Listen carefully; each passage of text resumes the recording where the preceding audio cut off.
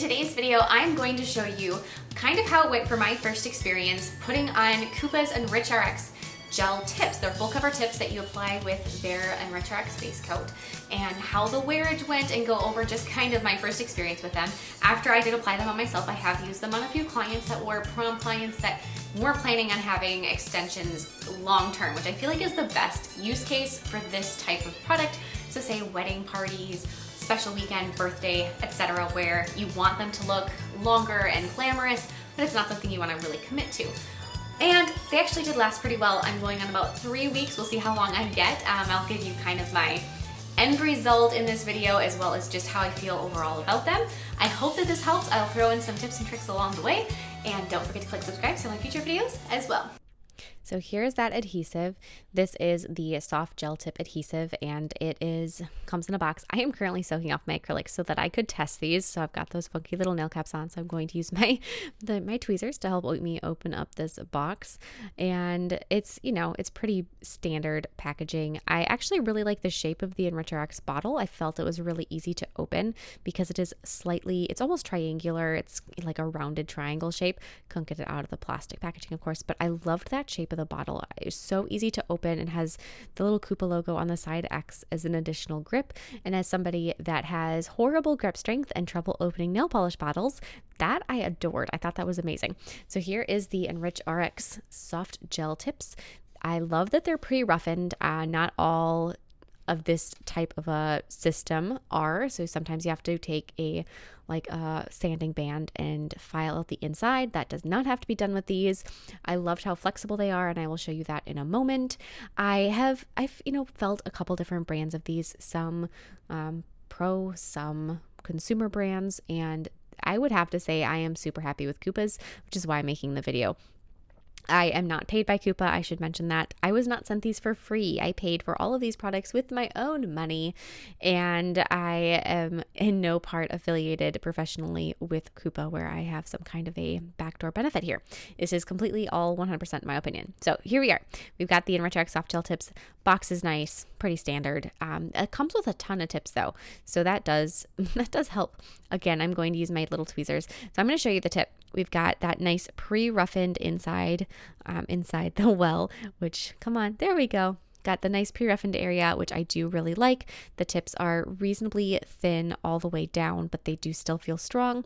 And I will show you in a second how flexible they are. Plastic that is a plastic that's not going to withhold on your nail is going to turn white when you squish it.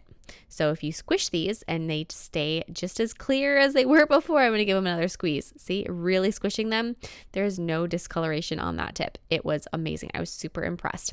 So after that couple squish, I'm going to put away the coffin, and this is the medium almond letto. So like almond stiletto. And this is the shape that I'm going to be using. They are longer than what I wanted to wear for this, just because as a wear test, I didn't want to wear them super long because, well, for one thing, there is better chances of breakage or problems if they are super long. But the other thing is I personally just couldn't keep them that long. They were too long for me working on clients and doing Melody's hair and my own hair and so on and so forth. I needed them to be shorter. So after I've soaked off my acrylics, I'm going to do my standard nail prep. This is the same prep I will do if I'm applying gel polish, if I'm applying acrylic, if I'm applying the soft gel tips or hard gel or whatever it is I'm doing.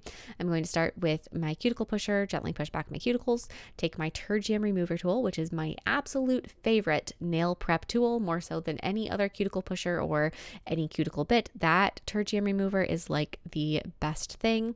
After I have that done, I'm going to dust off all of those little bits of dried skin, and then I am going to take my cuticle bit because you might as well do every step you possibly can just to get it all cleaned up, and I'm going to go through and I'm going to remove any little bit of cuticle that is left over.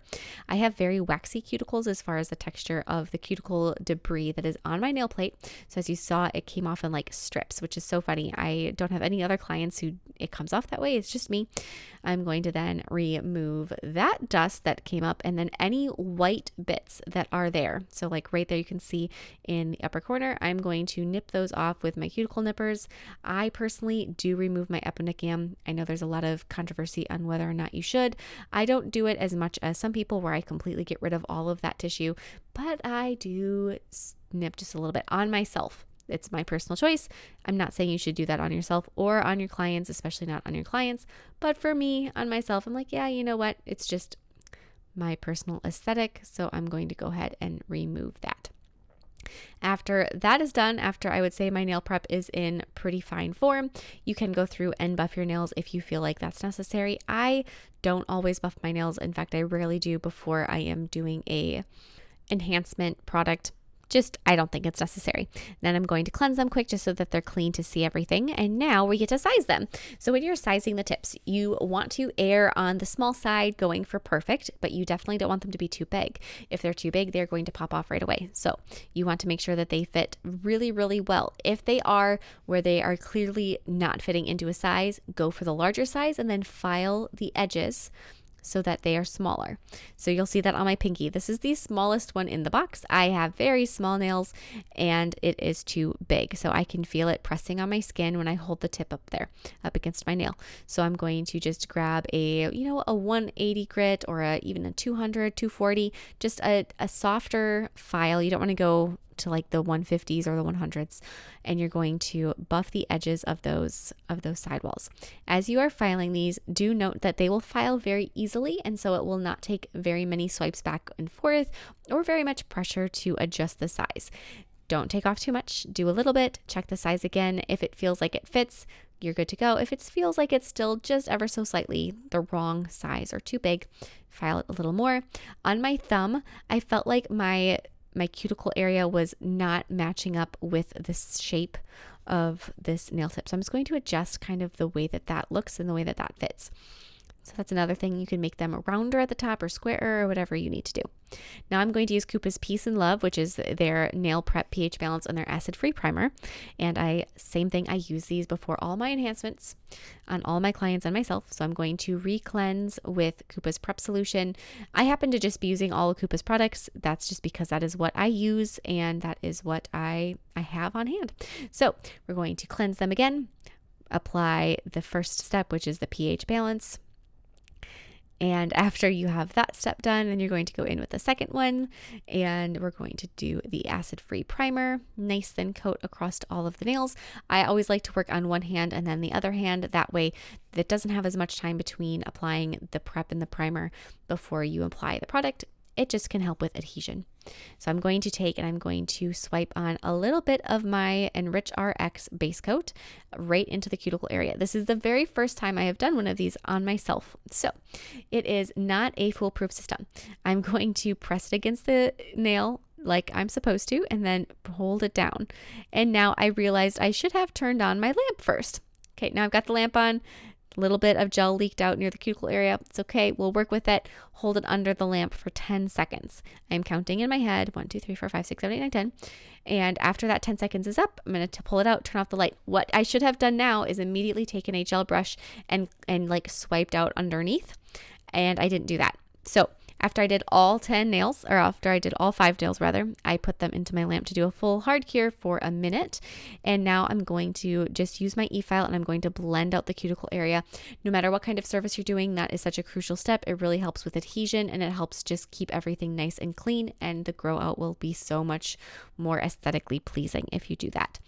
It is not a step where, everything's going to fall apart if you don't do it, but it's a worthy step that you should do. I'm also going to take this moment to thin or to shorten my nails.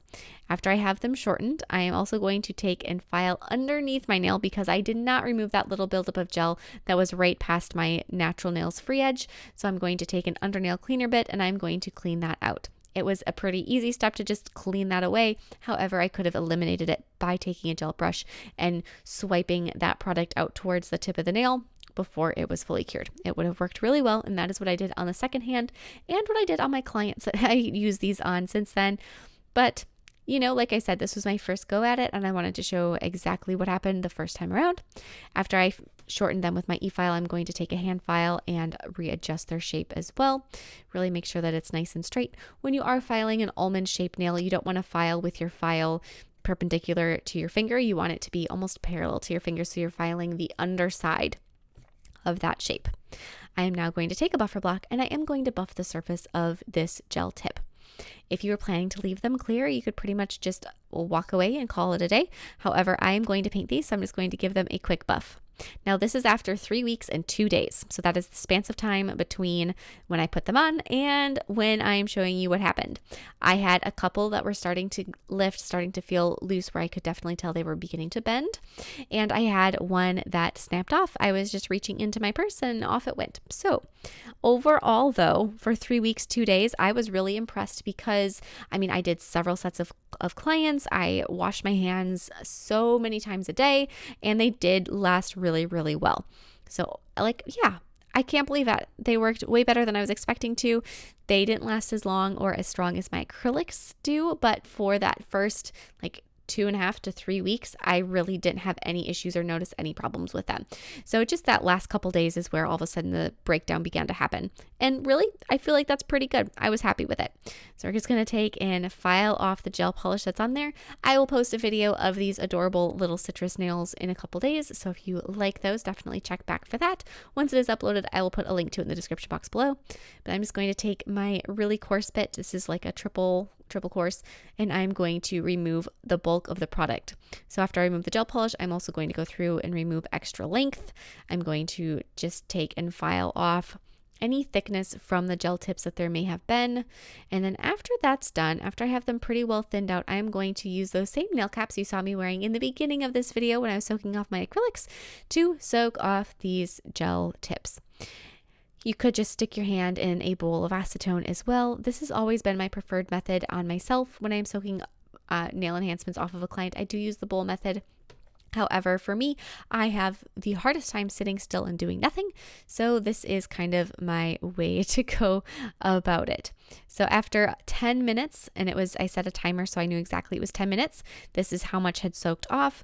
It wasn't quite as much as I was hoping for. I was hoping that they would be a really quick soak off, but it was pretty dense still. It does start, it's beginning to stretch and soak off near the back, but it did take a second round of 10 minutes before all the product was removed from my nail, but it did all come off pretty easily. It just did take two 10-minute sessions of soaking. You could see probably about half of it came off right there. And I didn't want to rub too hard on my nail. And if you're looking at my nails and thinking they were in really rough shape at the beginning of the video, I just have very sensitive nail beds, and they, doing anything, they get to have a lot of problems. So that's just kind of how the cookie crumbles there. I actually didn't have any extra damage on my nails than I normally do. We're just going to keep removing those little bits of extra gel. And as you can see, it did come off pretty good. I hope this helped you out. If you are, if you have any questions on what it was like to use or my recommendations on the ENRICHRx product system, let me know, and I will see you all next time. Bye.